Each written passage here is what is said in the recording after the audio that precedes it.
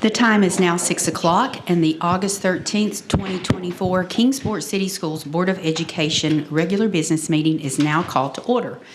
And I think we have a very special guest in Dr. True, who is going to lead the pledge. And we actually have someone to be with us tonight. So wonderful. Yeah, exactly. I want to invite Carter Slaughter up. Carter is he answered a quick call to be here with us tonight to lead the pledge. So we're very appreciative that Carter is able to be with us. Carter, you are, if I'm understanding correctly, sixth grader at Sevier, correct? So what elementary school did you go to last year? Lincoln. You're at Lincoln. So what has the first week of, we're now 7 days into the school, what has the first 7 days of middle school been like? Is it what you expected? No, it's much different. Much different. How is it different than you thought it would be? I'm changing classes a lot more, and it's like a bigger curriculum and harder.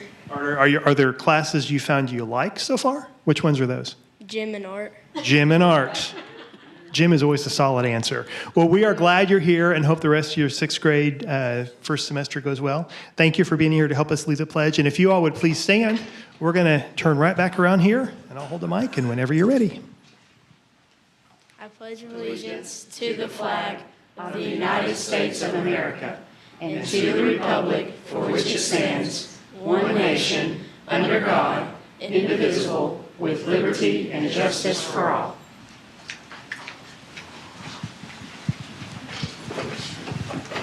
Thank you very much, Carter, and we do hope that you have a wonderful year there at Sevier. And I love the manners. You're well trained. Took that hat off before the pledge, so great job. Great job. At this time, I would like to ask for a motion to accept the agenda, which includes the consent agenda. Once the agenda is accepted, the board mutually agrees not to discuss any item of business or take any action that has not been accepted for the agenda. Is there a motion for approval? So moved. Second? Second. Okay, cast your votes.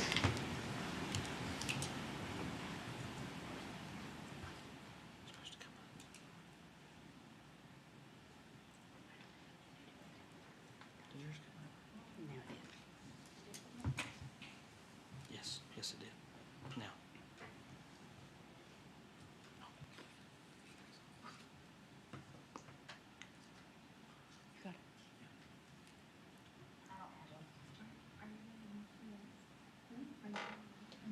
I guess there's only two of us. It seems like we should wait until. I always think that. Because Jim was kind of elected with us.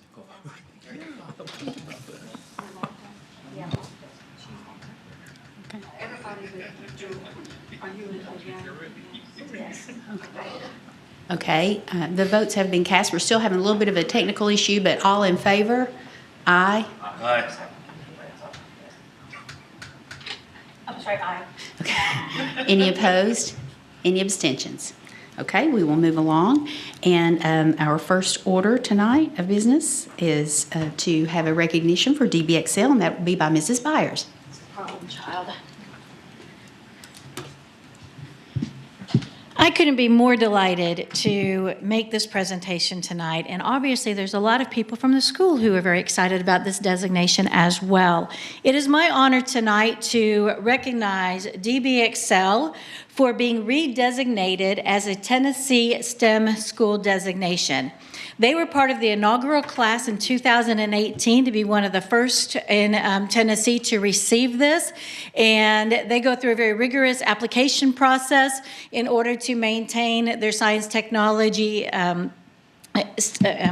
I know it all, standards. It's just one of those days. And anyway, the science, technology, engineering, art, and math, because it went from STEM to STEAM. And they have been able to maintain this designation. We are very proud as a school district to have a designated STEM school. Each school awarded the Tennessee STEM School designation was evaluated through a rigorous application process, including a self-assessment, interviews, hosting site visits with the designation review team. The designation rubric included 5 focus areas: infrastructure, curriculum, instruction, professional development, achievement, and community and post-secondary partnerships. As a program of Dobbins-Bennett High School, the DBXL, students have personalized smaller academic environments, which encourages and empowers students to focus on individualized goals. So we are very thrilled to have them in our school district and have them earn this prestigious redesignation. So if you would like to come up, I would like to present you with a beautiful certificate to hang in your hallways.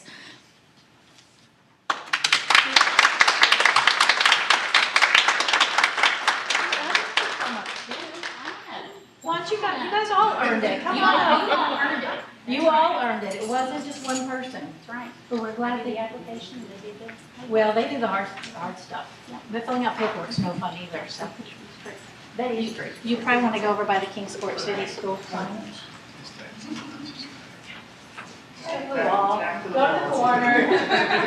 You all know how it goes to the corner. Get in there, Luke.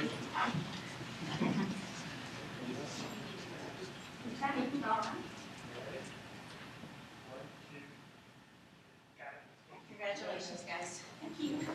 Congratulations again.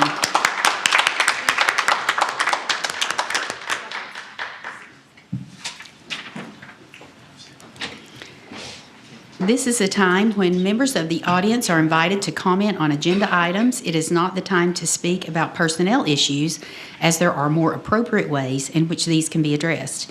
If you are not sure how to do this, please ask one of us after the meeting. In your remarks, you may not refer to students by name without permission from the parent or guardian. If you would like to speak on a topic not included on the agenda, you are asked to submit your request in writing to the superintendent of schools at least 3 business days prior to the scheduled date of the meeting. If you would like to speak about an item included on this agenda, you will be asked to please raise your hand. It's requested that you state your name and limit your remarks to a maximum of 3 minutes. Okay, and seeing none, we will go ahead and move on to the business portion of our meeting. And our first item is with Mr. David Fry, approval of teacher laptop purchase.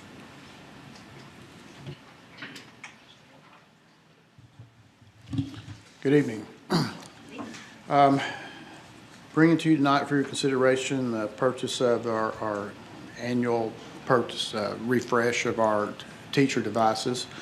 We're recommending that we purchase 170 laptops and pens from Dell Marketing, utilizing the Wilson County Schools Cooperative Purchasing Agreement. The Dell Latitude 5350 laptops are $1,264.64 each, and the pens are $60.74 each, for a total cost of $225,314.60. We're going to pay for the pens out of our general purpose budget. All of this money was budgeted in our general purpose budget, but we're only going to pay for the pens, which are a little over $10,000 out of our general purpose budget. We have some ESSER funds that were remaining at June 30th that we're going to use to buy about $215,000 of these laptops with these ESSER funds. We have this will be the last of the ESSER funds. We carried over into this year $1.3 million, and we'll spend all that money by September 30th, which is the drop dead date. And so by that time, we will have spent all of our ESSER funds down. So we recommend the board approve this purchase. Okay, are there any questions for Mr. Fry? Just a general question, about how long do these laptops last? How long do we keep them in? What are you doing, a 3-4 year rotation? 4 years, okay. Okay, any other questions? Okay, then the recommended action is to approve the purchase of 170 teacher Dell Latitude 5350 laptops and Dell Premier rechargeable active pens for a total cost of $225,314.60 from Dell Marketing LP, utilizing the Wilson County School Cooperative Purchasing Agreement. Is there a motion for approval? So moved. Second? Second. Okay, cast your votes.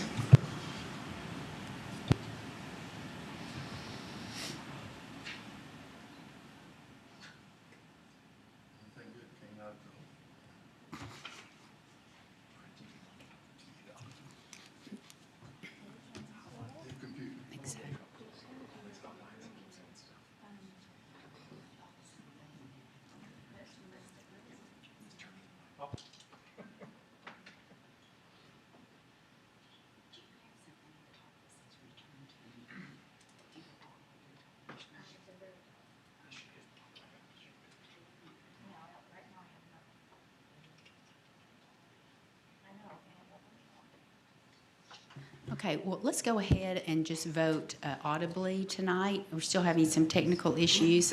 So all in favor? Aye. Aye. Any opposed? Any abstentions? Okay, the motion passes. That's a light night for you, Yeah, Mr. thank you. Fry. Yeah, thank you. Don't get used to it. And next we have Dr. True on some policies. And then there's policy. So want to come back to you. These are policies that we discussed at length at the work session in July, and we'll be happy to really go through these however you all would prefer. We can do it in a batch if you want me to. Sometimes we vote on them individually, sometimes they're voted on one by one. Happy to handle that however. But we'll go ahead and highlight the policies that we, again, discussed in July and the ones we're bringing back to you for a vote on first reading here in August. There are 9 total policies, 8 revisions of existing policies, and 1 new policy. The 8 revised policies start with 1.108, nepotism. There have been one minor change based on our conversations last month at the work session, and again in consultation with city attorney. The wording on page 1, line 6, engaging in a non-platonic personal relationship. That was again a minor adjustment to what we talked about and presented in July, but again, those are really the only lines 4 through 7 are the lines that have changed to the nepotism policy as it's presented and as we discussed in July. 1.501, visitors to school. This again is due to a change in state law requiring all districts to adopt a visitor code of conduct. We will come back to an actual code of conduct here after the policy is passed. There again, one minor change based on the conversations that we had at the work session in July, and that would be in point number 6 under visitor conduct, taking out the prohibition against audio recording. So it just lists the making of any video recordings. But again, that policy outlines the visitor conduct written by and in consultation with the city attorney as the laws dictate that he is involved in the process. And then again, when we come back to approve the actual code of conduct, you'll note we'll be able to talk about where that is identified in his involvement in the actual code and how we'll roll that out. So visitors to schools 1.501 to allow for and to provide for a visitor code of conduct. 2.403 surplus property sales is where we are inserting wording based on recommendation regarding public notice, and that public notice needs to now be in a general newspaper of the general circulation at least 7 days prior to sale of surplus items. This actually, the law, again, just as a reminder, covers all public notices that we would make that would require a legal public notice, and that is where it would have to be again, advertising in a newspaper of general circulation at least 7 days prior to the event or the sale. Again, those are things we typically do already anyway, but it just puts in the policy the requirement by law.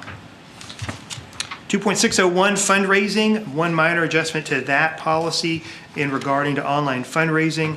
That, as it originally states, individual schools may establish school-wide online fundraising accounts. The change would allow for approved booster organizations to do the same.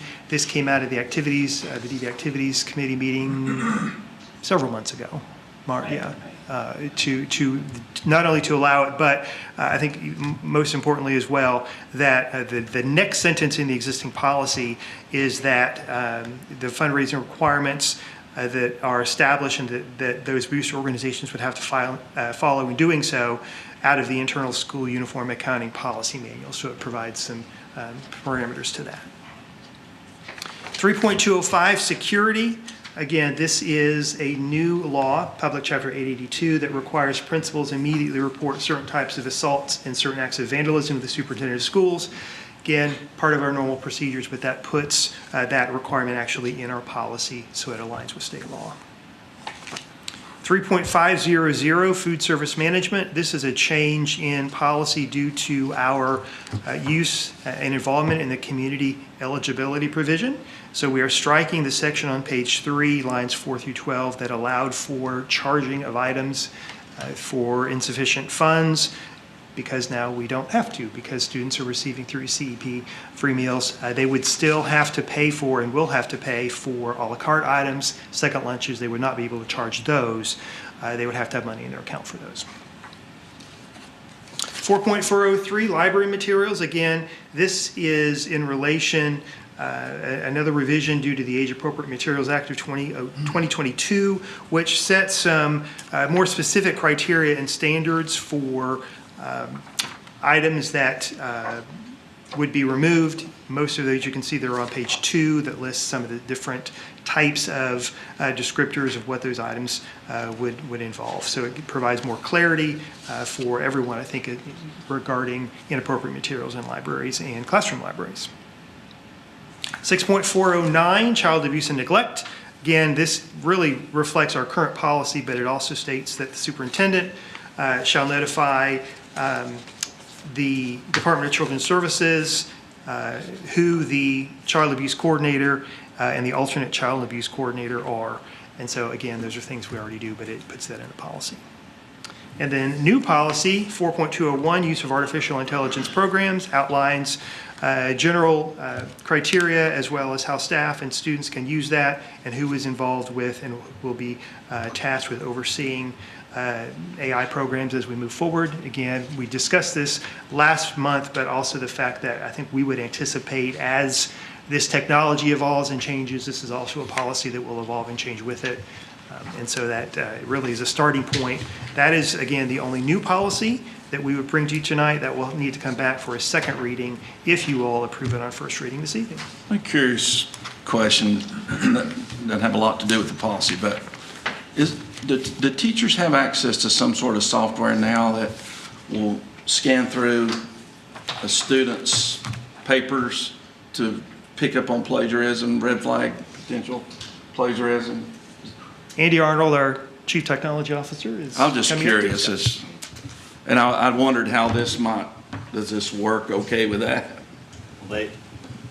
There are applications out there. We don't currently subscribe to any of those currently, but they're not 100% accurate either.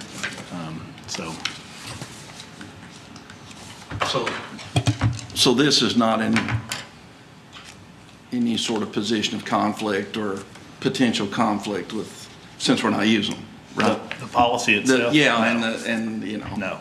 The resulting use of AI as an instructional tool or? No. Thanks. Mm-hmm. So is that something that we should look to invest in to assist? There's really not particularly? anything that's, when I say they're out there, there's not anything that's proven to be 100% accurate in trying to diagnose whether or not their AI has been used to plagiarize or to create things. So, My question is more prior to AI.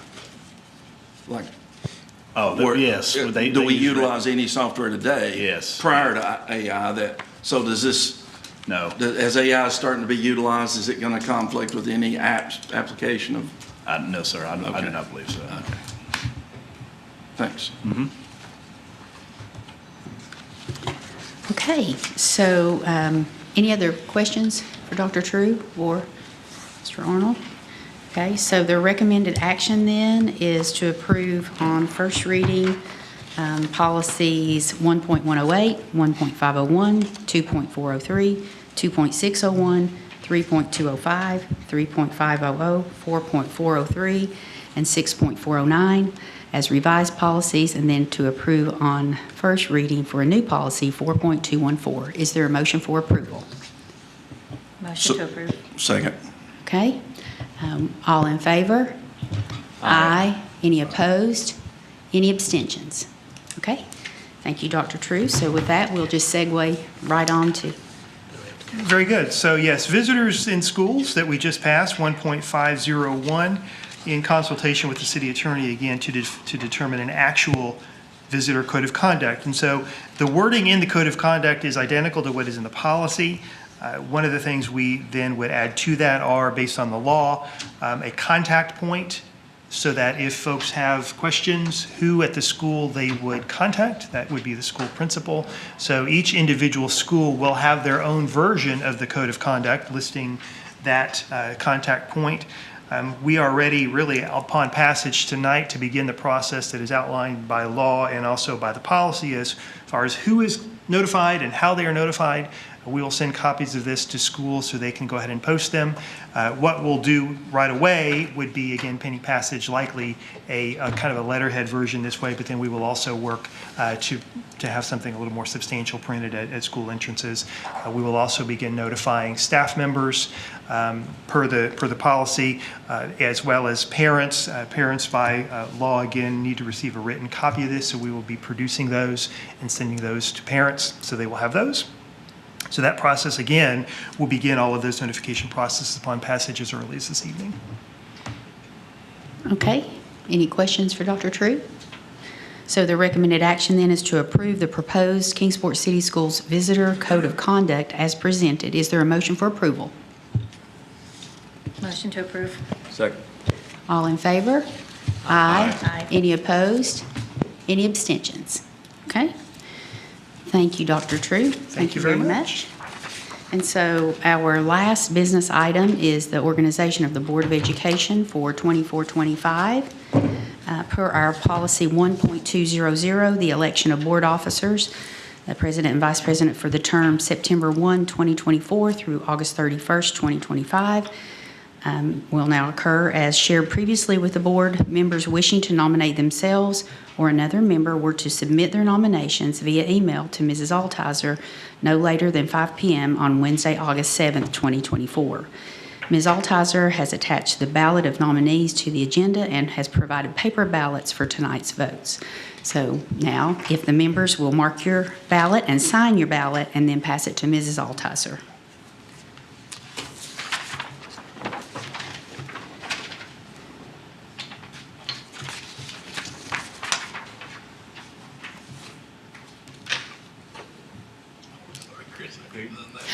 I thought we were just going to go around. Oh, I wasn't paying attention. She was studying the ballot. It's my last official action.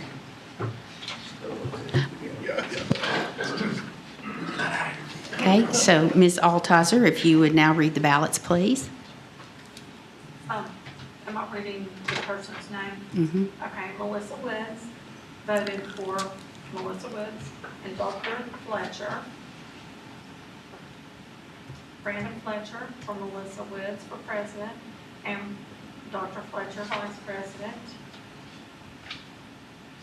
And then Todd Golden, Melissa Woods president, and Brandon Fletcher vice president.